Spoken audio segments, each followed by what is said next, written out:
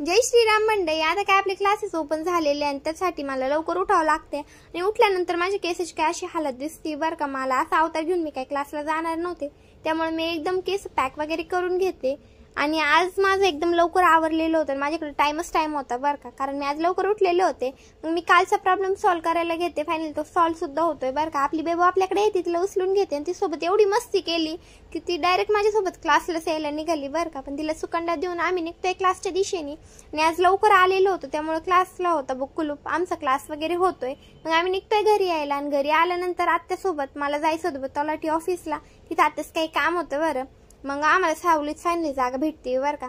मग आम्ही तिथून निघतोय सेतूच्या दिशेने. आणि विषय असा झाला की सेतूवाले होते आपले फॉलोअर्स, जर काही सेतूचं काम असलं तर नक्की व्हिजिट करा बरं का त्यांच्या कॅफेला. तेवढं ते तर डॉक्टरचा फोन, कारण आपल्या पिल्लांचं दुखतं आणि त्याच्यासाठी मेडिसिन वगैरे आणायचे होते बरं का. आपल्या श्रीरामपूरमध्ये 4-5 मेडिकल व्हिजिट केले बरं का. आणि फायनली एका मेडिकलमध्ये त्यांची मेडिसिन वगैरे भेटली आणि कुठंच भेटत नव्हते बरं. फायनली भेटले, बरं झाले. मग आम्ही येतोय घरी, त्यांना सलाईन वगैरे देतोय. फक्त आपल्याच नाही तर पुण्याला दीदीच्या पिल्लांचं सुद्धा दुखतंय. काय चालू आहे काय समजतच नाही बरं का. आता होता की नाही नीट हा मोठा प्रश्न पडलेला आहे. धन्यवाद.